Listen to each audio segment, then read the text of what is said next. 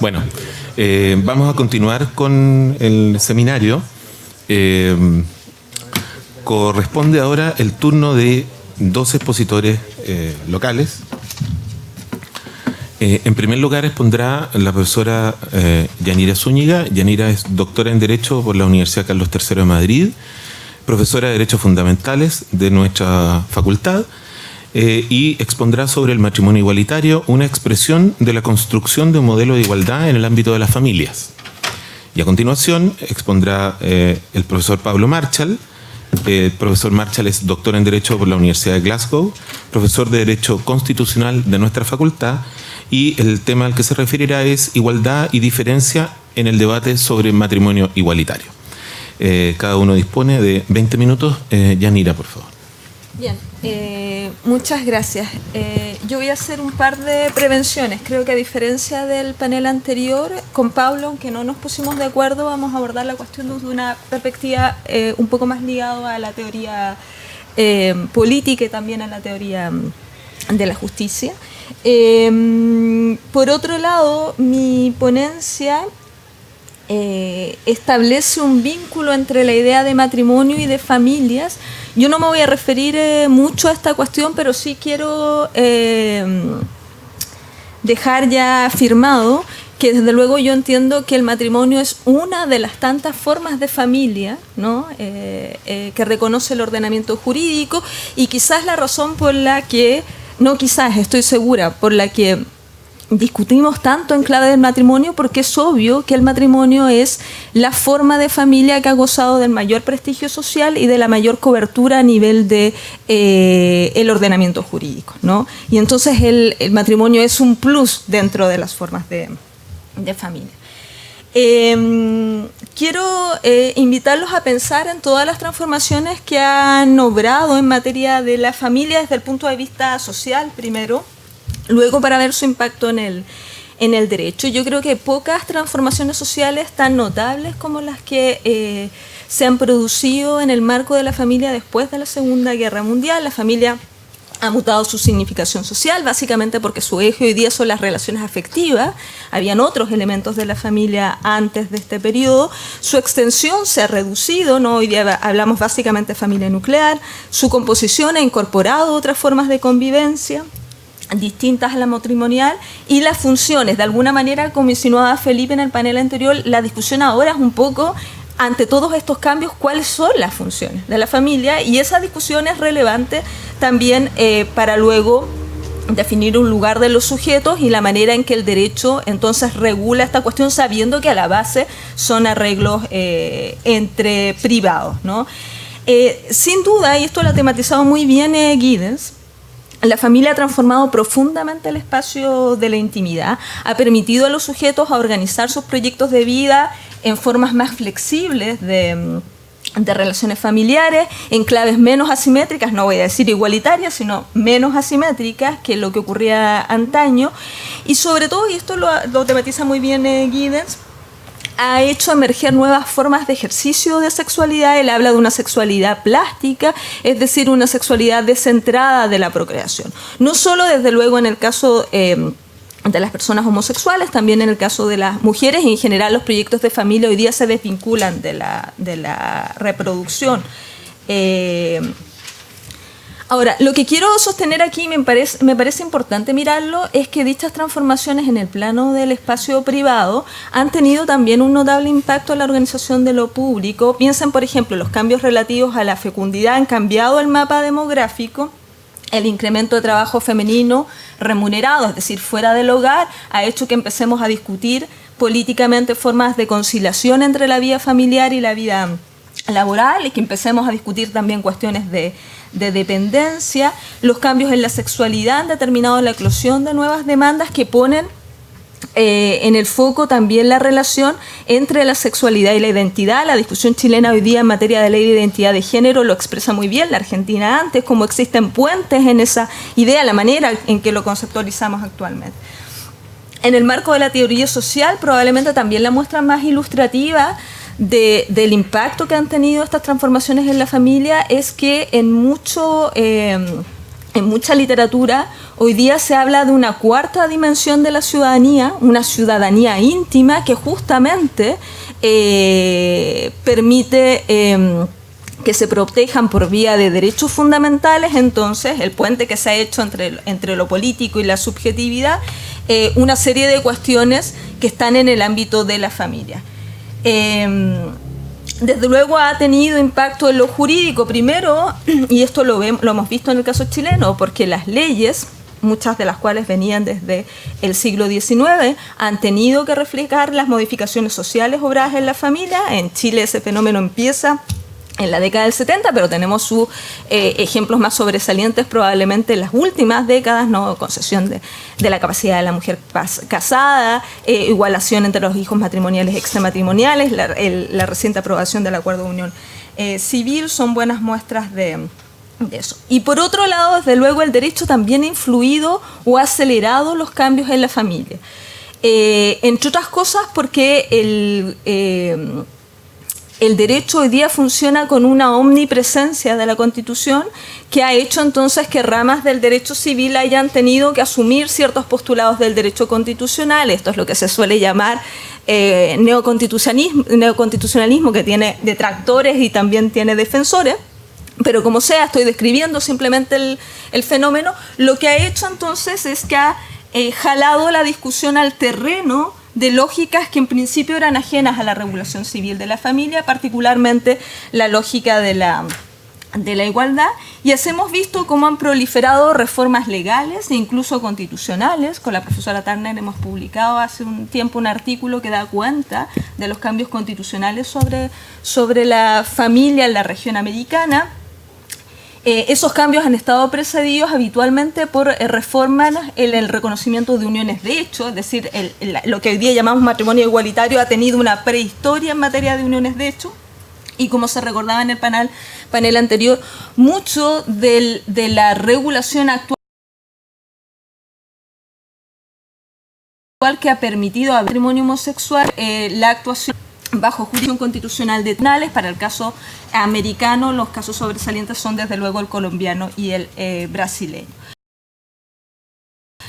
Sin embargo, porque en la sección anterior a mí me interesa tanto describir los detalles de este proceso, sino más bien hacerme cargo de las resistencias en las discusiones jurídicas de este proceso, porque lo que quiero sostener evidentemente es que todos los procesos de cambio social relevantes, y este es muy relevante, generan resistencias, y me parece que fijarse en las resistencias puede ser útil en varios sentidos.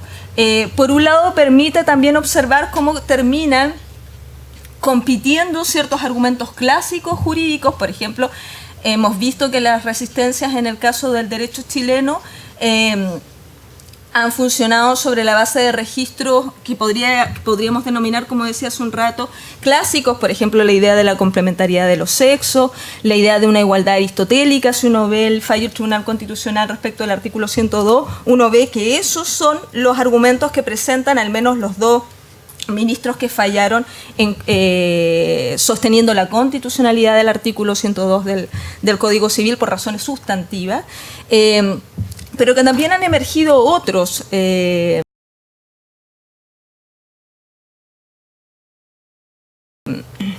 como se reconoce el interés superior del niño, ¿no? Que es un argumento de estas discusiones, ha venido notando en el derecho chileno, pero que también ha sido un argumento utilizado en el derecho comparado, esta especie de crítica a la llamada ideología de género. Probablemente el mejor exponente de este análisis hoy día es Hernán Corral en Chile, ¿no? Y es un argumento que fíjense que se ha venido utilizando tanto para acuerdo de unión civil como para identidad de género, para el proyecto de identidad de género, y seguramente es algún argumento que se va a presentar en la discusión sobre matrimonio homosexual. Entonces, lo que me interesa es ofrecer una lectura de esas resistencias en clave de género, que a eso me dedico, porque, en mi opinión, permite develar cosas que a veces no se confiesan, porque vivimos en un imperio de lo políticamente correcto, Entonces, no siempre se transparentan todos los argumentos, sobre todo en estas discusiones. Y por otro lado, incluso cuando los receptores de esos discursos tenemos cierta sensibilidad o cierta simpatía por las modificaciones en esta materia, también a veces es difícil identificar lo que está detrás de las discusiones, porque en el fondo estamos tratando de deconstruir modelos en los que todos hemos sido socializados. Todos hemos sido socializados en familias profundamente distintas a las que queremos construir. Y eso entonces genera limitaciones cognitivas para apreciar el debate. Lo que quiero ofrecerles, desde luego, no es una creación mía, sino algo que se viene tematizando en estudios de filosofía y de sociología política, que pueden ser útiles para descubrir entonces qué son las cosas que están detrás de esas resistencias. Lo que quiero sostener primero respecto de la familia es que la familia, la manera en que venimos concibiendo la familia en realidad no ha variado mucho desde la concepción romana hasta buena parte de la modernidad, y que esa manera de alguna forma ha influido profundamente en los procesos de individuación de quienes integran la familia, situando a algunos sujetos en una posición de poder y a otros sujetos correlativamente en una posición de subalternidad. Es decir, como hemos concebido la familia ha sido más bien como una estructura opresora, ¿no? Y al mismo tiempo que afirmo esto, entonces ya marco una discrepancia con lo que se dijo en el panel anterior. Yo sí creo que como hay un fenómeno de correlación con la individuación de los sujetos, entonces la cuestión de la familia es una discusión de derechos. Ahora, ¿por qué no siempre vemos esto desde el punto de vista jurídico? Porque los ordenamientos jurídicos, esto lo sabemos todos los que hemos estudiado derecho, se articulan sobre una distinción entre lo público y lo privado, y la familia en esa distinción está situada en una especie de estado presocial. Basta mirar la Constitución chilena para darse cuenta que eso es así. La Constitución chilena aquí recoge una tradición, ¿no? La Constitución chilena dice la familia es la base fundamental de la sociedad, pero luego la posibilidad de articulación y de estructuración de la sociedad se le atribuye, si ustedes recuerdan bien, al artículo 1, a los grupos intermedios, a los grupos asociativos. Es decir, la familia está concebida como una suerte de sociedad del estado de naturaleza. Y esto es importante comprenderlo, porque esto explica por qué hemos tolerado que la familia se organice bajo otros criterios que son distintos a los que pensamos que organizan el mundo de lo público. Y entonces, al mismo tiempo que afirmamos que en lo público impera la imparcialidad y la igualdad, hemos tolerado, sin embargo, que la familia imperen otro tipo de principios. Y ni siquiera principios, habitualmente valores, ¿no? Y esto lo hacemos los juristas. La abnegación, el amor, la solidaridad, etc. El problema es que la abnegación, el amor, la solidaridad habitualmente pesan más sobre unos sujetos que sobre otros sujetos, ¿no? Entonces, lo que quiero sostener es básicamente en que este diseño ha creado la ilusión que las desigualdades en el ámbito de la familia no son injustas, sino que pueden encapsularse en el plano privado familiar. Y mi punto es que en realidad lo que sabemos es que las desigualdades en la familia se proyectan en el espacio público, es decir, no son susceptibles de encapsularse, y por lo tanto la transformación de la familia es una transformación finalmente que involucra cuestiones de justicia social completa, no solo en ese marco tan concreto. Y esa es la razón por la que hay tantas resistencias, ¿no? Porque sabemos que esto es un vuelco de la manera en que hemos organizado sociedades, no solo de la manera en que se organiza esa institución en particular. Ahora, ¿en qué sentido lo que se discute en materia de matrimonio homosexual puede significar una subversión y de ahí entonces todas las resistencias que producen? Yo diría en varios sentidos. En primer lugar, desafía, como vengo diciendo, la idea de que el espacio íntimo es un espacio separado de las relaciones sociales y asume en cambio que lo social es un continuo, ¿no? Que uno transita desde lo privado hacia lo público y que mucho de lo que pasa en lo público se relaciona con lo que pasa en lo privado. Esto es mucho más obvio cuando uno lo piensa en clave de las mujeres, ¿no? Todas las asimetrías, acaba de salir encuesta sobre los usos del tiempo, ¿no es cierto?, que demuestra que las mujeres utilizamos el triple de tiempo lo que utilizan, la chilena estoy diciendo, en labores domésticas. Bueno, sin duda eso tiene una repercusión en las cuestiones relativas a por qué ganamos menos en el espacio de trabajo. Lo que estoy tratando de decir es que también la asimetría o la falta de inclusión de ciertos sujetos explica también fenómenos de exclusión de esos mismos sujetos en el ámbito de lo público. Eso es lo que estoy tratando de sostener. Yo creo que también es subversiva porque nos impone otra manera de comprender la igualdad. La igualdad hasta ahora me parece a mí que ha venido funcionando, y eso es bien visible en los fallos del Tribunal Constitucional chileno, pero no solo en el caso de la jurisprudencia de este órgano, muy anclada en la noción aristotélica de la igualdad, esta idea de que hay que tratar a los iguales como iguales, a los diferentes de manera diferente, pero el problema es que la diferencia en ese modelo se construye de una manera naturalista.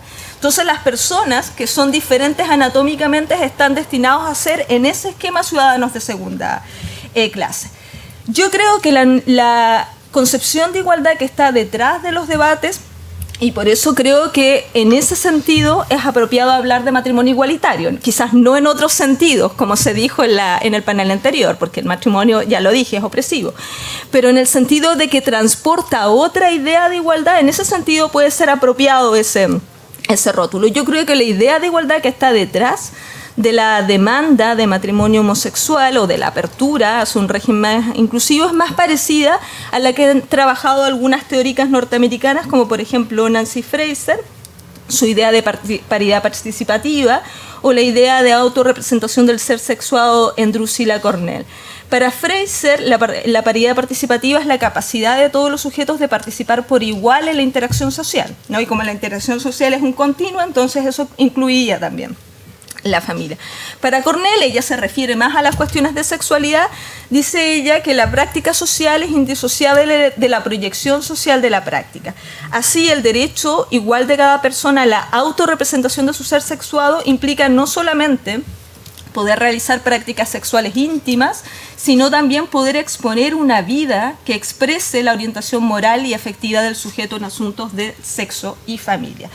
En este sentido, vale la pena destacar que una idea muy similar uno puede encontrar en la manera en que conceptualizó la Corte Interamericana en el fallo Data-Larrifos versus Chile, el mandato de no discriminación por razón de orientación sexual.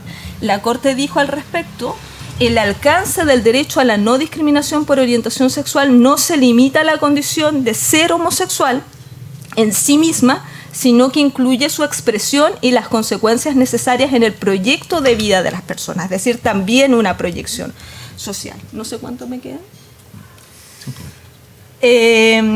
Ahora, yo creo que esta manera distinta de pensar la igualdad también refleja mejor cuál es la agenda del movimiento LGBTI. Después de todo, habitualmente, sobre esto creo que se va a referir un poco más Pablo, la demanda que presenta el colectivo LGBTI se presenta como un reclamo de reconocimiento social de una cultura de diversidad sexual y distinta a la heterosexual, y que por lo mismo es portadora de pluralidad de voces y posiciones no solo dentro de lo privado, sino también en la comprensión de lo público, ¿no? Entonces me parece que esa manera de pensar la igualdad también recoge ese fenómeno. Por último, para ir terminando, es obvio, ya se ha dicho, lo dijo Marisa, es obvio que la discusión sobre matrimonio homosexual significa deconstruir la heteronormativa. Pero yo precisaría ese concepto, al menos como yo lo entiendo, que es lo que involucra. Es obvio que deconstruir la heteronormatividad podría o implica, desde luego, como un primer paso, no exigir la diferencia de sexo como condición para los contrayentes en el matrimonio. Pero yo creo que lo más subversivo no es necesariamente eso. Lo más subversivo son las potenciales consecuencias simbólicas de abandonar esa exigencia, que se traducen básicamente en la promesa de construcción de una sociedad que deje de pensar las relaciones afectivas como signadas por los roles de género. Es eso lo que está detrás o eso lo que uno podría considerar como una expresión o una consecuencia final de la construcción de un nuevo modelo de familia con este contenido. Sin embargo, también quiero aclarar algo. Como partí diciendo que me parece que el modelo de familia, el matrimonio en particular, ha sido concebido como una institución opresora, yo creo que un modelo radicalmente igualitario de familia o de matrimonio, si ustedes quieren, requiere concebir esta institución al estilo de la sugerencia que hace Donna Haraway con su metáfora del cyborg, ¿no? Que es una metáfora de la idea de un mundo posgenérico en que no hay relaciones con la bisexualidad ni con la simbiosis predípica. ¿Por qué razón cito a Haraway? Porque en realidad lo que ella está diciendo es que uno debiera pensar estas instituciones más bien como transgresión a los límites. Mi tesis es, en realidad, si el matrimonio ha sido más bien una institución disciplinadora, un verdadero matrimonio igualitario implica que lo pensemos corriendo los límites, no solo permitiendo que otras personas ingresen a ese modelo, sino repensando el matrimonio, permitiendo, y esa es la otra discusión, ¿no?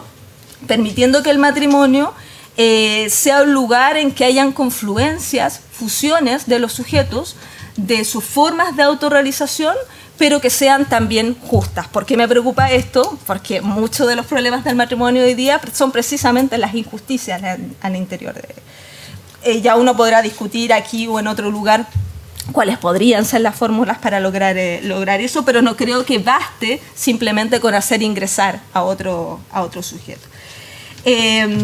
Y por último, quiero poner de relieve, ya para terminar, que creo que el matrimonio entre personas del mismo sexo es subversivo también desde una perspectiva material o económica, que es algo que usualmente no se dice tanto. A pesar de que Federico Engels ya lo había notado en su texto conocido sobre la familia desde el siglo XIX. En realidad la familia es una unidad económica, ¿no? Y esto se ha dicho luego más tardíamente, ¿no? En los análisis sociales desde la década del 70 en el feminismo, ¿no? Poniendo de relieve, por ejemplo, que el trabajo doméstico femenino permite mantener la fuerza de trabajo al capitalismo a costo bajo, ¿no es cierto? Y Foucault también lo dice, la familia es un intercambiador finalmente entre sexualidad y economía política. Y entonces lo que quiero sostener es que el matrimonio ha sintetizado un vínculo entre la sexualidad y reproducción que es de carácter económico y no natural, como esgrimen los detractores de las nuevas formas de familia, ¿no? Lo que está ahí es algo construido socialmente y que sirve a ciertos fines que se han robustecido sobre todo desde el siglo XIX en adelante y que siguen dominando nuestra modernidad o posmodernidad, como se quiera ver. Y creo entonces que la razón por la que la heteronormatividad es tan crucial para el pensamiento conservador se relaciona con que ésta garantiza el interés de reproducción del capital al reproducir los roles de género. No solo la cuestión, llamémosle moral, de los ejercicios de sexualidad, sino que lo que quiero sostener es que la idea de que hombres y mujeres son naturalmente diferentes, que es parte del discurso conservador, ya sea que se diga son biológicamente diferentes, anatómicamente, hormonalmente o todas las variantes de ese argumento, habitualmente en esos argumentos correlata con la idea de que existe también una división natural de roles de género en el trabajo familiar. Y ambas ideas, ojo, están recicladas, las del trabajo familiar, la del cuidado. Es decir, por eso es que la discusión en esta materia termina entroncando con la discusión del cuidado.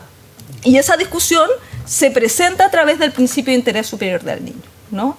O sea, no son solo modelos de sexualidad, son también modelos de reproducción del trabajo doméstico. Ya sé que me queda poco tiempo, así que para ilustrar esta última idea, quiero citar las palabras de la profesora de la Universidad de los Andes, María Sara Rodríguez, que me parece que son ilustrativas de cómo hay estos vínculos en el pensamiento conservador. Dice ella, la ecología matrimonial se apoya en 3 factores imborrables, inderogables e inmodificables. Nótense que hable de ecología matrimonial. En primer lugar, la evidencia antropológica de que el hombre y la mujer son distintos y complementarios.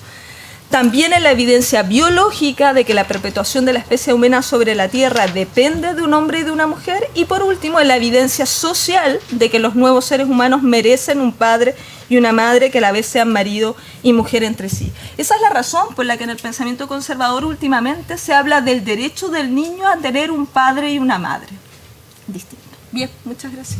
Muchas gracias.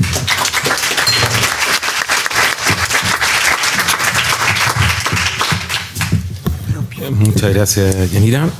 Bueno, como les habíamos dicho, ahora le corresponde el turno al profesor Marchal. Buenos días todavía. Como bien decía Yanira, la aproximación que yo tengo a este tema es viniendo de un poco de la filosofía política o de la teoría política.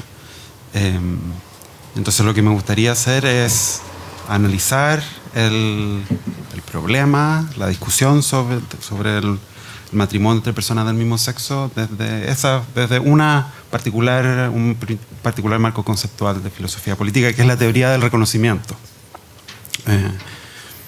cuyos principales exponentes, ustedes quizás habrán escuchado los nombres: Charles Taylor, Axel Honneth, Nancy Fraser, ¿no? Quiero dividir mi presentación, avisarles desde ya que quiero dividir mi presentación en tres partes. Una explica un poco este marco conceptual y lo aplica a la institución matrimonial, y ahí identifica cuáles podrían ser los problemas que afectan a la institución matrimonial desde la perspectiva del reconocimiento.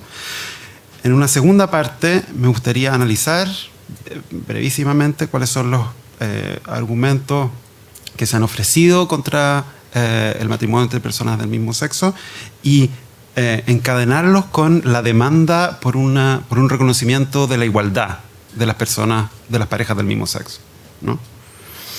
Y en una tercera parte me gustaría problematizar, ¿no?, la simpleza con que se ha presentado esta demanda por igualdad, ¿no?, a la luz de una demanda por la diferencia homosexual, ¿no?,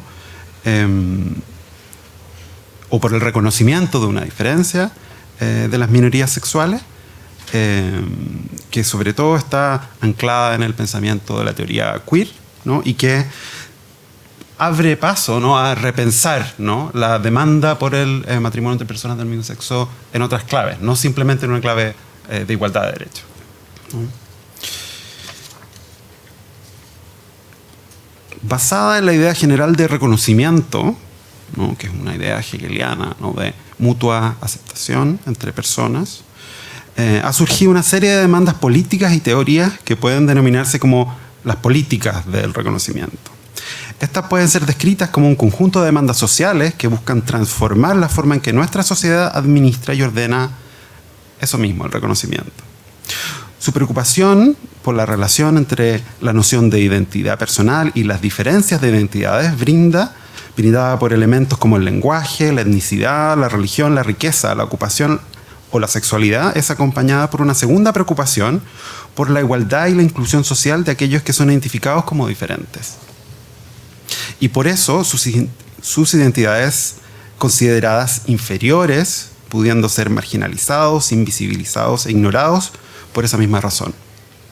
La política del reconocimiento es, en cuanto a respuesta a esas preocupaciones, una demanda que tiene por objeto prestar atención a la situación estructural en que dichas personas se encuentran y diseñar estrategias para incluirlas, darles voz y permitir su desarrollo a través del reconocimiento de sus identidades como igualmente valiosas. Existen dos principales vertientes, ¿no?, de la política del reconocimiento. Una podría ser denominada la política de la igual dignidad o del respeto, que demanda la universalización de todos los derechos y un trato igualitario para todas las personas que esté basado en el estatus compartido de humanidad o ciudadanía. Hay que evitar a toda costa, insiste Charles Taylor, ¿no?, la existencia de ciudadanos de primera y segunda clase. Por otro lado, existe también una política del reconocimiento de la diferencia, que demanda el reconocimiento del carácter único de cada persona o cada grupo de personas. Esto es el reconocimiento no de lo universal que todas las personas compartimos, sino de lo específico que habita en la identidad individual de cada cual o cada grupo. Por supuesto, puede identificarse una tensión entre estas dos formas de reconocimiento, o estas dos demandas de reconocimiento. Mientras la demanda por la igual dignidad va dirigida a eliminar diferencias de estatus que son legados de una sociedad jerárquica y por tanto son demandas que buscan negar la existencia de un trato diferente, Las demandas por la diferencia buscan justamente identificar rasgos distintivos que forman parte fundamental de la identidad de personas o grupos. La tensión surge, por un lado, dado que la política de la igual dignidad ve a las demandas por diferencia como una forma de violación del principio de no discriminación. Por otro lado, la tensión se modula por medio de la tendencia de la política universalista a imponer concepciones culturales hegemónicas, masculinas, europeas, blancas, occidentales, educadas, heterosexuales, ¿no? Como normas universales sobre minorías que se ven forzadas a adaptarse a dichas concepciones y por tanto tienen que renunciar a una parte valiosa de su identidad.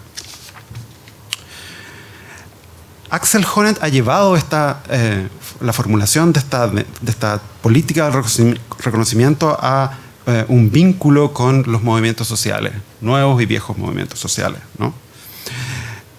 Axel asegura que la falta o negación de reconocimiento entrega la base motivacional para las luchas sociales que demandan y buscan conseguir el reconocimiento en alguna de estas esferas, ¿no?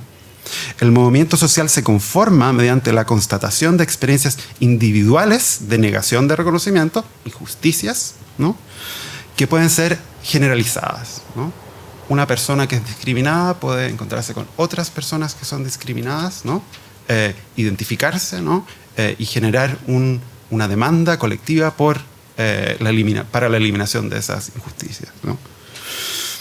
Puede sostenerse como resumen que la lucha por el reconocimiento procede por medio de un daño emocional que se transforma en una evidencia de una injusticia social, que a su vez ilumina el surgimiento de una lucha colectiva que tiene el potencial de mover a la sociedad hacia un estado más cercano a la satisfacción de las relaciones de reconocimiento recíproco. Bien, ¿cuál es la relación entre la política del reconocimiento y la institución del matrimonio? Una primera respuesta puede partir de la satisfacción que el matrimonio provee a varias de las necesidades asociadas a la vida social, ¿no? Por tanto, de un reconocimiento que se realiza a través de la institución del matrimonio. El matrimonio tiene numerosos efectos sociales, económicos y legales que afectan positivamente a las personas que lo contraen, ¿no? El matrimonio permite a los cónyuges, por ejemplo, tomar importantes decisiones cuando el otro está incapacitado de tomar esas decisiones. Habilitar a un cónyuge para emigrar a un país donde no tendría el derecho legal de hacerlo. O heredar propiedad a un cónyuge fallecido, ¿no? Son una serie de derechos y beneficios que uno podría llamar del ámbito material, ¿no? O legal. Sin embargo, el matrimonio tiene también o implica, ¿no? Beneficios sociales que se experimentan en la vida diaria, como lo son el sentirse aceptado por otros, ¿no? Poder hablar libremente en representación de las personas que tú crees que conoces más que ningún otro, ¿no? De ser libre de la carga de un estigma social y de poder expresar, por cierto, una de las más básicas formas de amor. Esto es lo que Honneth llama el reconocimiento como estima social, ¿no? Y que está asociada a la idea de la diferencia, ¿no? Esta, sin duda, es una visión bastante positiva de la institución matrimonial, ¿no? Y lo que resta de mi presentación, a mí me gustaría vincularlo a los problemas de la institución matrimonial para el reconocimiento, ¿no? En primer lugar, el matrimonio puede entrar en conflicto con la forma de reconocimiento que consiste en tratar a todas las personas con igual respeto, ¿no? Esta forma de reconocimiento normalmente se expresa en la idea de la universalización de derechos, como les decía, y la prohibición de discriminación arbitraria. Esto, ya parecería evidente, es un problema en la medida que ciertas personas, en el caso en que discutimos, personas homosexuales, ¿no?, son excluidas de la posibilidad de contraer el vínculo matrimonial. Si constatamos un régimen de prohibición de matrimonio entre personas del mismo sexo con un régimen que permite la constitución de dicho vínculo, puede advertirse que la demanda por igual trato en esta materia dista de ser un asunto meramente simbólico, ¿no? Cuando se priva a una persona del acceso a estos derechos y beneficios, se está privando del reconocimiento igualitario, ¿no?, que esa persona merece en su calidad de ser humano. En segundo lugar, y este es el segundo aspecto que me gustaría tratar, ¿no?, el matrimonio puede producir un problema de reconocimiento en la medida que los valores que son implementados por medio de esa institución afectan negativamente a ciertas personas o grupos de personas dentro de la sociedad. Dado que el matrimonio consagra un modelo de constitución familiar social y social intrínsecamente excluyente, todas aquellas que no calzan con un proyecto familiar que incluya a 2 personas heterosexuales, comprometidos para toda la vida, ¿no? Que tengan intimidad sexual, todos ellos, ¿no? Que no calzan con ese modelo, ¿no? Se ven oprimidos, estigmatizados y deslegitimados por la institución social del matrimonio. Es en definitiva un problema de reconocimiento de la diferencia, ¿no? de esas personas. Voy a ir brevemente, ¿no? por los argumentos para oponerse al matrimonio entre las personas del mismo sexo. Ustedes ya los conocerán, son normalmente ofrecidos en el debate público, ¿no? Pero a mí me gustaría pensar que se pueden catalogar en 2 tipos, ¿no? Los que son irrazonables, ¿no? Y los que son razonables, ¿no? Los argumentos irrazonables se basan en negar la legitimidad de las preferencias homosexuales por ser estas inmorales, contra la naturaleza, contra la palabra de Dios, etc., ¿no? Y a esa lista, ¿no? Debe agregarse todos aquellos argumentos que se derivan de la devaluación de la homosexualidad. Como por ejemplo la idea de que si los homosexuales se casan, el matrimonio perdería su valor, ¿no? O que el matrimonio acelerará la aceptación de la homosexualidad en detrimento de la valoración social de la heterosexualidad, ¿no? Entonces son todos argumentos, a mi juicio, irrazonables porque se basan justamente en contrariar, ¿no? La premisa incontestable de nuestra sociedad moderna de que todos los seres humanos somos independientes de nuestras particularidades, ¿no? Iguales en dignidad y deberíamos estar, por tanto, dotados de iguales derechos. Demandar un trato desigual para que tengan una orientación sexual diferente a la mayoría o a la dominante, ¿no? Sin ofrecer más argumentos que dichas preferencias no son legítimas, son intrínsecamente perversas, ¿no? Es, creo, el argumento más ofrecido en el debate chileno, al menos, ¿no? Aquí el verdadero problema no radica en que el matrimonio de personas del mismo sexo sea o no aceptable, sino más precisamente en que la existencia de personas homosexuales no lo es, ¿no? Al igual que lo fueron los argumentos contra los matrimonios mixtos en los regímenes de segregación de los Estados Unidos, el apartheid sudafricano o en la Alemania nazi, estos argumentos se basan en la consideración de ciertos ciudadanos como inferiores, ¿no? Pero hay argumentos que a mí me gustaría pensar que no son, por lo menos en cuanto a argumentos, irrazonables, ¿no? Son razonables cuando, ¿no? No se basan en la devaluación de las personas homosexuales, ¿no? Sino que conciben a dichas personas como titulares de igual dignidad y derechos, pero sostienen que la protección de otros derechos o valores legítimos podrían implicar una prohibición de celebrar estas formas matrimoniales, ¿no? Y aquí está el típico caso, ¿no? De los efectos perjudiciales que podría tener la crianza por parte de padres homosexuales de hijos menores, ¿no? Por supuesto que los efectos de este argumento son limitados, ¿no? No abogarían en favor de la prohibición de celebrar matrimonios homosexuales, sino respecto de la prohibición de la adopción, ¿no? o de algún régimen de cuidado de los padres homosexuales respecto de esos menores, ¿no? Pero, bueno, a mi juicio no hay prueba, y esto uno podría hacer un seminario sobre esto, ¿no? A mi juicio no hay prueba, ¿no? De esto, ¿no? E incluso si hubiera prueba, ¿no? Incluso si la crianza por padres homosexuales deviniera en la disociación de identidad sexual de los hijos, ¿no? Ese no podría ser utilizado como un argumento en la medida que implicaría, ¿no? Considerar las preferencias homosexuales de ese hijo, que puede ser homosexual, transgénero, etcétera, ¿no? Como inferiores, ¿no? Entonces, cuestionar la identidad de los homosexuales para esta tarea, ¿no? A mí me parece que puede ser reconducida, ¿no? Al mismo argumento anterior. Y no creo que no exista otra tipo de... No creo que ninguno de los argumentos que uno puede considerar estructuralmente como razonables pueda tener éxito, ¿no?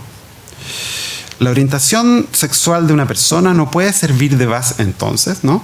De base legítima para la negación de contraer matrimonio, y la solución a este problema es mediante la adopción de una estrategia afirmativa de reconocimiento, ¿no? ¿Qué significa eso? Eliminar las barreras sociales arbitrariamente construidas para la consecución de igual disfrute del reconocimiento que el matrimonio otorga, ¿no? Que la pareja del mismo sexo pueda entrar a la sala de operaciones y decidir, ¿no?, qué cosas se hacen, ¿no? O que la pareja del mismo sexo pueda obtener un permiso de residencia o pueda heredar, ¿no? En el plano institucional, el reconocimiento de los mismos derechos, ¿no?, en Chile por lo menos, está parcialmente satisfecho por el acuerdo de unión civil, ¿no? Y lo que quedaría pendiente, ¿no?, sería filiación y algunos otros derechos patrimoniales. Pero aquí yo creo que es importante destacar, y esto es fundamental para el argumento que sigue, ¿no?, es la pregunta de si, incluso si reconocemos iguales derechos, ¿no?, al pacto de unión civil o al acuerdo de unión civil, ¿no?, satisfacería ese régimen la demanda por reconocimiento de las parejas homosexuales, ¿no? Y aquí uno tiene que entrar en el terreno de lo simbólico, ¿no? Y el terreno de lo simbólico aquí parece ser fundamental, ¿no? Todavía desde una perspectiva igualitaria, creo, la mantención de dos regímenes separados expresa, al igual que la célebre doctrina de la segregación en los Estados Unidos, separados pero iguales, ¿no?, que ciertas personas con determinadas características constituyen ciudadanos de segunda clase o son derechamente personas inferiores. Las personas heterosexuales pueden optar entre contraer matrimonio y celebrar un acuerdo de unión civil. Las parejas del mismo sexo, en contraste, no solo pueden celebrar una de las modalidades, que son distintas, por cierto. La consagración de regímenes segregados o separados, por supuesto que tiene un impacto en el plano simbólico. Al final de cuentas, es la superioridad de la heterosexualidad frente a la homosexualidad lo que está en juego. Pero la relación de retroalimentación entre la falta de reconocimiento y la desposesión material es también algo que está bien documentado, ¿no? Y no voy a entrar en eso, ¿no? Me gustaría mirar esto de otra perspectiva, ¿no? Y presentar algo que podría significar una crítica a la demanda igualitaria por matrimonio entre personas del mismo sexo, ¿no? Y que está basada en una demanda por el reconocimiento, o puede ser pensada como basada en una demanda por el reconocimiento de la diferencia de las personas con identidad homosexual, ¿no? Dentro del discurso de la diversidad sexual, el discurso del postestructuralismo queer, comandado por figuras como Judith Butler o Michael Wagner, se ha caracterizado por sostener la necesidad de abolir las identidades sexuales y sus relaciones con sexualidades y roles de género, que han sido históricamente construidas para, por un lado, garantizar la prioridad normativa de la heterosexualidad, que normalmente denominamos heteronormatividad, y por otro lado, mostrar las múltiples formas de enfrentar la sexualidad como formas desviadas o patológicas. La heterosexualidad es entendida como la norma conforme a la cual las estructuras de las relaciones humanas se estructuran las relaciones humanas, y que mediante la creación de tabúes contra la homosexualidad naturaliza la coherencia entre sexo biológico e identidad de género. La posición queer frente al matrimonio de personas del mismo sexo ha estado marcada por una visión crítica. Esta posición considera que el matrimonio es una institución que históricamente ha engendrado exclusiones y desigualdades y que ha legitimado el confinamiento de ciertas partes de la población al margen del espacio público. Butler, por ejemplo, considera que la demanda por el matrimonio podría tener consecuencias excluyentes para aquellas subjetividades que no están en posición ni tienen el deseo de adaptarse a las demandas que el matrimonio plantea a los contrayentes. Por su lado, Michael Wagner argumenta que intentar la incorporación de minorías sexuales en el modelo del matrimonio heterosexual es una forma de normalización y que la demanda por el matrimonio entre personas del mismo sexo ignora que el matrimonio ha sido articulado en torno a la política de humillación y a dinámicas sociales de estigmatización. Estas últimas han servido para excluir y oprimir tanto a las prácticas como a las identidades de las minorías sexuales. enfocarse únicamente en el aspecto de derechos y beneficios que el matrimonio acarrearía hace perder de vista su significado cultural y emocional, ignorando que lo normal y lo patológico yace en el núcleo de la institución matrimonial. La extensión de esta simplemente ensanchará el modelo tradicional de monogamia, heterosexualidad y familia nuclear a las minorías sexuales, reduciendo de esta manera las posibilidades y diferentes alternativas de formas de placer y modelos de intimidad, cerrando en consecuencia la autonomía sexual individual. La conclusión natural de este tipo de propuesta, cuando dirigía el análisis de la demanda igualitaria del matrimonio entre personas del mismo sexo, es que esta puede tener efectos negativos, ¿no? Hay una tensión entre dos formas de la demanda por matrimonio homosexual, ¿no? De mirar esto.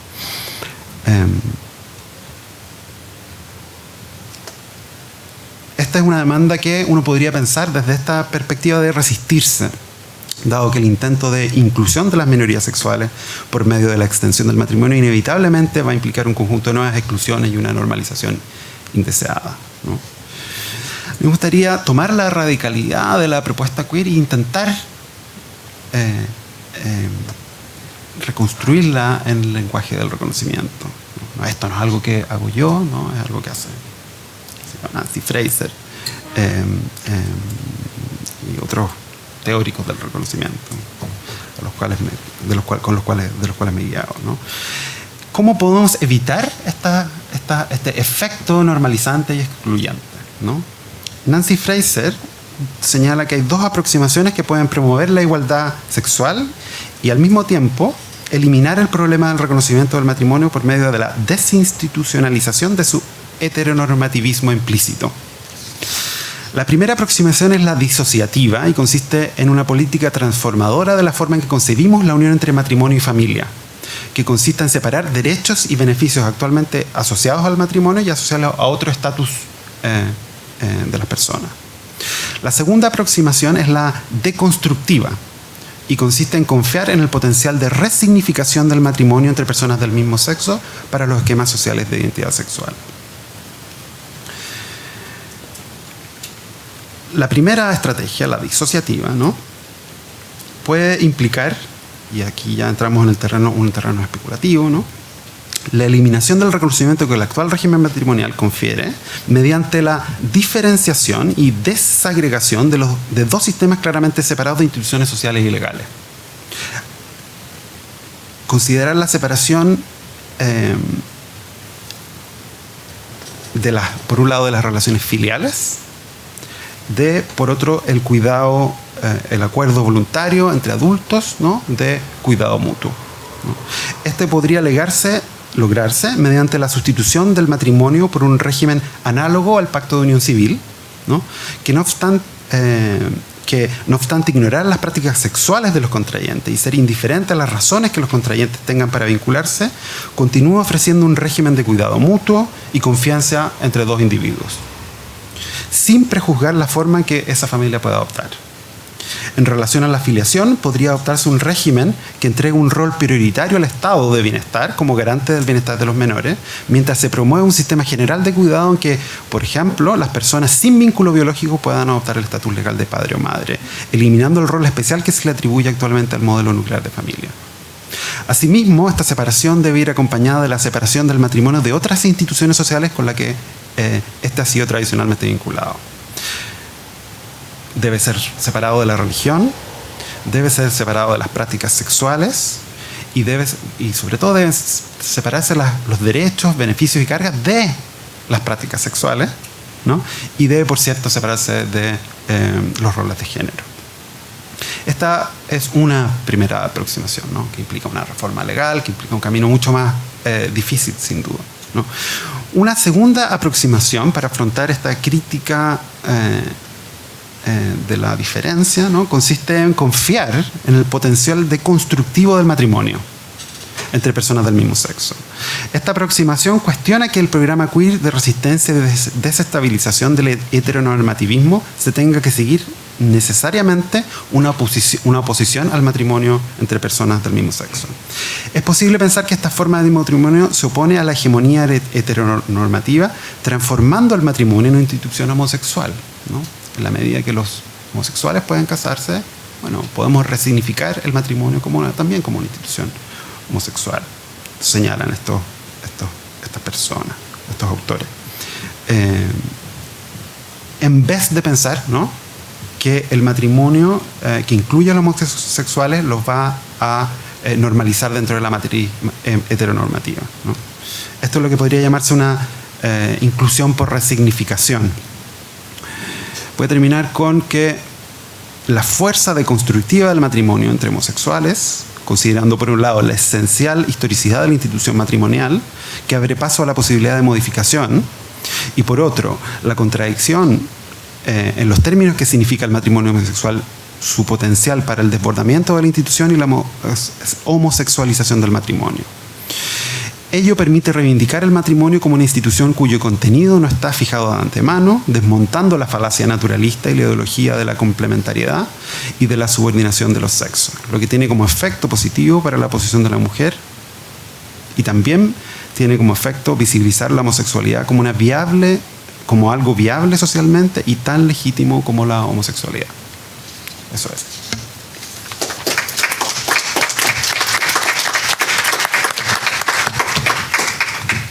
Gracias, profesor Marshall. Bueno, vamos a abrir una ronda de preguntas ahora. Tenemos todavía disponible algún tiempo que, si ustedes lo estiman, puede incluir también a los panelistas de la sesión anterior. No sé, ¿hay alguna?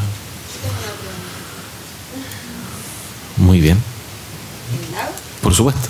Viene un micrófono ahí. Un poco viendo la finalidad del seminario, ¿no?, que tiene que ver con la posibilidad de plantear un proyecto de ley acá en Chile. Me pregunto, digo, se los hago con total honestidad, ¿nos conviene correr más por izquierda, esta de Nancy Fraser y Judith Butler, quien son claramente referentes para los que trabajamos en estos temas grosos, de empezar a poner en crisis la figura del matrimonio en sí? ¿O eso no sería para una segunda etapa, en todo caso? Digo, en términos de igualdad, vayamos por el matrimonio igualitario, por el tema de la igualdad, y después vemos si ponemos en crisis el matrimonio como figura y estructura de dominación. Claramente el matrimonio nace con un matrimonio canónico, muy atado a la iglesia, muy atado al derecho del deber moral, fidelidad y todo eso, pero digo, no sé si en términos políticos, digo, pensando un poco más, nos conviene utilizar esos argumentos para correrte por izquierda. No sé si soy clara con esto, digamos, como porque no sé si estamos digo, para ser más vivos en algún punto y plantear por qué. Si vos me decís, hoy Argentina podría plantearse después de 6 años de matrimonio igualitario, si el matrimonio no es una figura, a lo mejor para... Pero en el 2010, cuando debatimos el matrimonio igualitario con un fuerte poder de la Iglesia Católica, de hecho Bergoglio, quien fue después el Papa argentino, claramente fue un gran luchador en contra, no nos convenía hacer esa crítica de izquierda de decir, pero ¿para qué quieren el matrimonio? Porque eso te lleva a un lugar de que decir, bueno, debatamos el matrimonio como figura y derogamos el matrimonio para los heterosexuales. No nos vas a ganar ni esa derogación para heterosexual y no ganas el matrimonio igualitario. Esa es mi duda en algún punto, ¿no? Sí, yo creo que la pregunta es compleja porque supone anticipar procesos y claro, uno puede tener información sobre cómo esto se ha dado en otros sitios, pero eso no siempre garantiza que se replique el mismo fenómeno porque hay correlaciones de fuerzas políticas, cuestiones que a veces no observamos como factores institucionales, tipos de partidos, estructuras internas que facilitan o ralentizan. Y claro, la pregunta supone, o sea, a mí me parece interesante presentarlo como un problema en el sentido que obliga a reflexionar sobre la estrategia. Yo creo, un poco manifestando una adhesión a una de las estrategias que describió Pablo, y en la línea de lo que planteé es que la posibilidad de ingresar la cultura de la diversidad sexual en el plano del matrimonio tiene un potencial transformador, porque en el fondo buena parte de las estructuras se han transformado de abajo hacia arriba y no de arriba hacia abajo. Es decir, a través del desplazamiento de nuevos grupos ha significado subversión. Si la cuestión dependiera de mí, quizás diría, un poco que creo es lo que estás planteando, a lo mejor lo otro puede bloquear la discusión, y entonces como yo confío en ese poder me voy a jugar por esta línea. Sí, lo que me incomoda como feminista que soy es el efecto legitimador que está también en la exposición de Pablo del matrimonio. De alguna manera hay un efecto de sacralización en el hecho de definir al matrimonio como una institución per se, como la institución de inclusión, que oscurece entonces la discusión sobre cómo sigue funcionando el matrimonio. Desde luego, si en las discusiones en Chile fuera posible poner todo eso en el debate, yo me inclinaría por poner todo eso en el debate, pero tu pregunta es pertinente porque habitualmente uno tiene que hacer transacciones políticas, pero de alguna manera como nosotros somos académicos y académicas, entonces nuestra posición es más libre también para plantearlo desde una perspectiva que ya verá luego el debate político que toma y que no toma. ¿Pablo? Sí, yo creo que en toda pregunta sobre táctica tiene que estar la premisa de cuál es el objetivo, ¿no? Entonces, ¿por qué no hacer esto? ¿No? Bueno, depende de a dónde queremos llegar, ¿no? Y los regímenes, o sea, y la discusión institucional de qué es el matrimonio es justamente lo que está en disputa, ¿no? Es justamente lo que estamos debatiendo, ¿no? Entonces, si tú me dices queremos el matrimonio igualitario es la extensión del mismo matrimonio que tenemos hoy en día a los homosexuales, yo creo que dice en el Código Civil ¿cómo dice? Para siempre, ¿no? Dice indisoluble, ¿no? Para cuidarse y auxiliarse mutuamente, un montón de cosas que tienen a mi juicio un montón de significados que están ligados a la matriz heteronormativa, ¿no? Entonces, si yo no soy libre, si la táctica disuelve el objetivo, o sea, si la pregunta sobre la táctica es solo acerca de lo que sí se puede lograr, bueno, no estoy tan seguro que ese objetivo sea tan deseable como se lo quiere pintar, ¿no? No creo que sea algo de todo o nada. Justamente yo creo que este tipo de contribución, este tipo de incorporación de los argumentos desde la izquierda contribuye a enriquecer el debate de hacia dónde estamos transitando, ¿no? Y el cual, por supuesto, tiene que ser complementado con un análisis de la habilidad política, ¿no? Pero no creo que sea ¿tenemos o no matrimonio igualitario o no tenemos un matrimonio igualitario? Creo que hay muchas variantes y cosas que hay que analizar y que esto yo creo que contribuye a iluminar. Sí, Sebastián.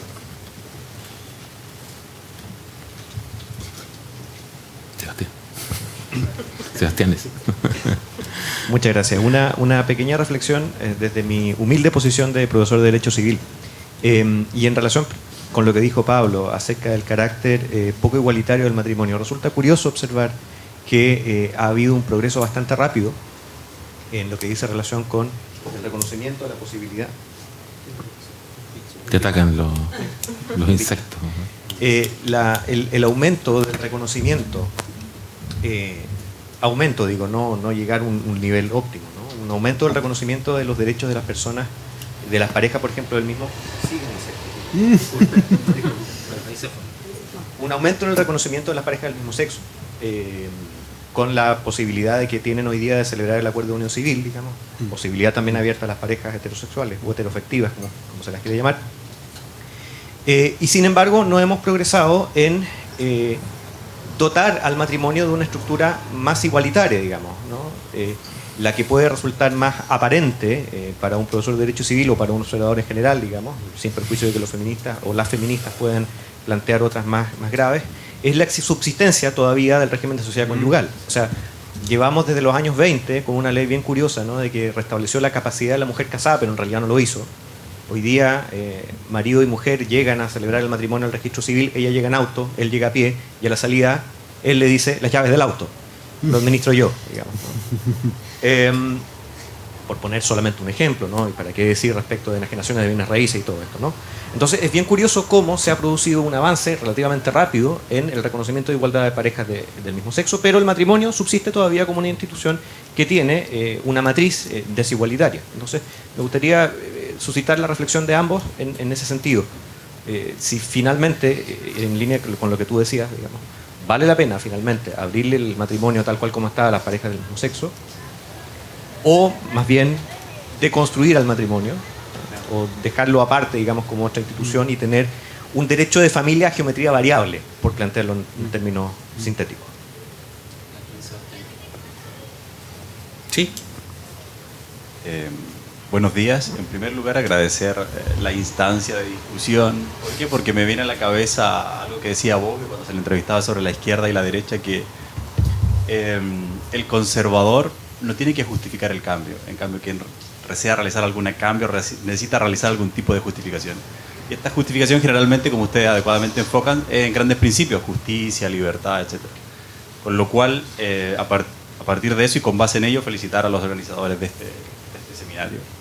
Mi pregunta va en relación con los límites de ambas propuestas, si es que hay límites. En mi caso no habría límites, intento ser lo más liberal posible.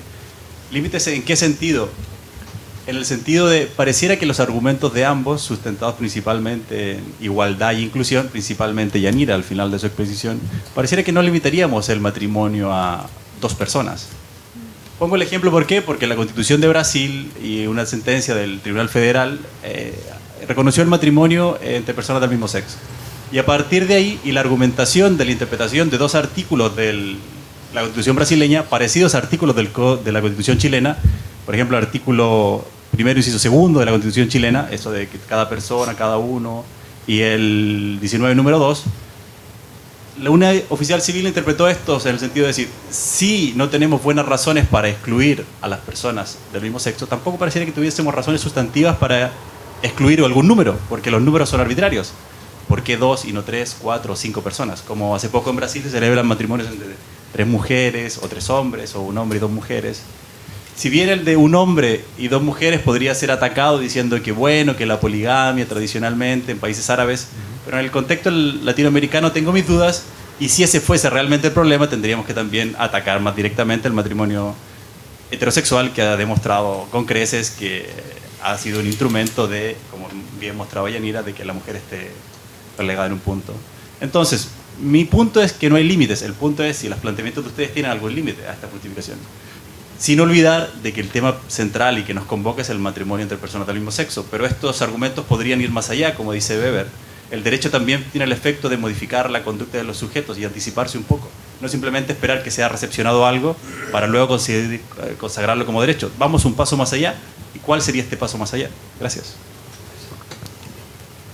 Sí, Yanis. Sí, gracias a los Sebastianes por las preguntas. Sí, de alguna manera son, al menos la primera del profesor Priu, reformular en clave más concreta para el caso chileno lo mismo que ya se había planteado, pero creo que la manera en que lo formula pone de relieve efectivamente que hay un desfase importante también en la modulación del matrimonio y que hay agendas que terminan oscureciendo algunos problemas, ¿no? Claro, aquí hay que tratar de hacer un poco de especulación política, pero yo diría que uno podría también tomar esta oportunidad de regulación para abrirse a otros problemas. Uno es la cuestión de los tiempos distintos en materia de regulación de la regulación económica de las familias, ¿no? Y de destrabar no solamente la cuestión de la sociedad conyugal, sino probablemente otras formas de concebir la administración de bienes, revisar también la cuestión de la compensación económica, etcétera. Son formas también de ir avanzando en una comprensión más igualitaria.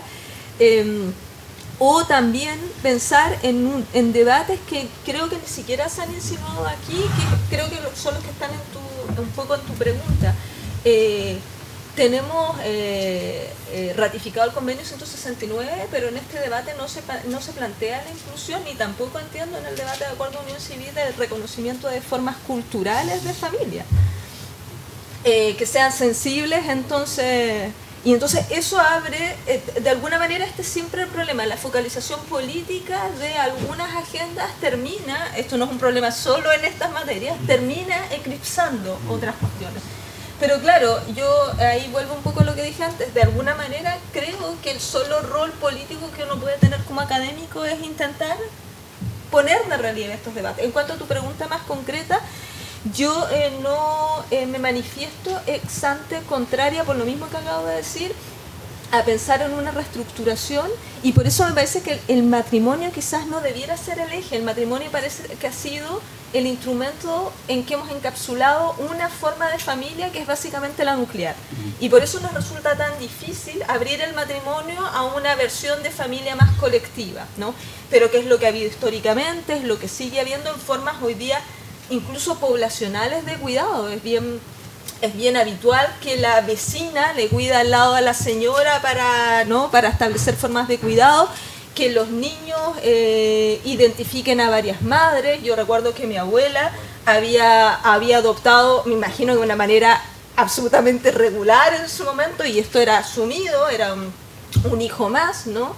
Y entonces eran formas que antes admitíamos, o sea, ha habido parte de esa evolución que ha significado una comprensión también más individualista del matrimonio, y yo no me manifiesto contraria ex ante a considerar fórmulas de solidaridad y de autorrealización individual que pudieran tener manifestaciones distintas a las que vemos usualmente, con la sola limitación de que éstas sean justas para sus miembros. Lo que ya abre una discusión sobre lo que es justicia, pero que me parece que permite fijar un límite también. O sea, hay una noción de justicia intrafamiliar que debiéramos también reflexionar. Pablo. Yo tengo poco que decir sobre esto, pero yo creo que hay un vínculo muy interesante entre el reconocimiento del matrimonio entre personas del mismo sexo y la emancipación femenina. En el fondo, la desvinculación del matrimonio, ¿no? De los roles de género, ¿no? En la medida que dos hombres pueden estar casados, ¿no? Y ese es todo el dilema que yo planteo aquí, ¿no? O el matrimonio se va a transformar en una institución sin roles de género, o esos hombres casados, ¿no? Uno de ellos va a asumir quizá un rol de género, lo va a obligar a, por ejemplo, a uno de ellos quedarse en la casa cuidando al hijo y el otro salir a trabajar, ¿no? Ese es todo entonces yo creo que, pero la vinculación, ¿no? entre la legalización del matrimonio sexual y la potencial desestabilización de los roles de género dentro del matrimonio es algo que existe. Entonces eso es algo que yo puedo ver que hay un continuo. Sí. En un matrimonio igualitario estamos obligados entonces a tener un régimen distinto que sea también igualitario, digamos, que en definitiva no implique asignar roles de género a cada uno de los contrayentes. El Código Civil justamente vino a reforzar eso en Argentina. O sea, fue de la mano. Por eso las feministas y los grupos LGBTI fuimos todos en conjunto. Porque en definitiva es, ¿quién tiene la llave? Es una pregunta que pones en crisis. Ninguno tiene la llave. Ambos la tienen o ninguno la tiene. En este día de, yo siempre, digamos que ahora estamos en el café, ya hecho, ¿quién prepara la comida? No, contesta la madre, el padre o el delivery, digamos. Ya no hay alguien que tiene que hacer el... Si antes era la mujer, claro, pero tengo dos hombres, ¿quién lo hace? Nadie, no, sí lo hace. Esta flexibilización de roles que te trae consigo el matrimonio igualitario, te lo impone en agenda, repercute en el matrimonio heterosexual, y en eso a las feministas también les viene bien esta puesta en crisis de salirnos del binomio hombre-mujer, donde es un rol jerárquico, porque te pone en crisis esa plataforma básica, ¿no? Que sobre la cual se construyó la heteronormatividad y todo, ¿no? Digo, que no quiere decir que a lo mejor en una segunda etapa vayamos todos juntos para poner en crisis ese matrimonio que ya no se va a llamar igualitario. Porque ya no hace falta decir que es el matrimonio homosexual, es el matrimonio a secas. Si lo pueden, digamos, celebrar cualquiera. Deja de perder el concepto de igualitario, porque ya el matrimonio igualitario es para decir las parejas del mismo sexo. Cuando vos ya tenés muchos años de matrimonio igualitario, ya no es matrimonio igualitario, es matrimonio. Digo, también va cambiando hasta eso, ¿no? Y si puedo hacer una y yo básicamente tengo una posición muy parecida a la de Yanira, ¿no? Tú no estabas en la sesión anterior, pero ella, Marisa puso un par de casos en el cual había una forma anómala, ¿no? A nuestros ojos de constitución de vida familiar y de cuidado de los hijos, incluía 3 personas, ¿no? Y uno piensa en ese modelo, en ese caso, y piensa, bueno, obvio que sí, ¿no? Pero después uno piensa en el caso, en Chile hubo un caso famoso del profeta de Peñalolén o algo así, que era un hombre que embaucaba jovencitas, ¿no? Y tenía 10 concubinas, ¿no? Y ellas eran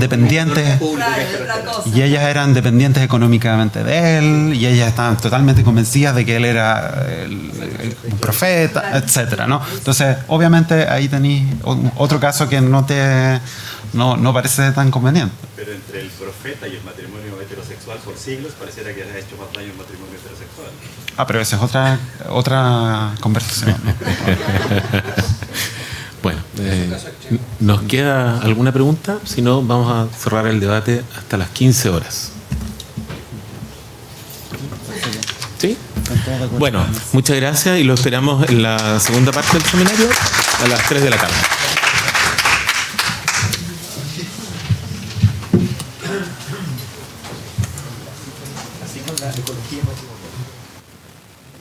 Sí, pues tú no sabías que tú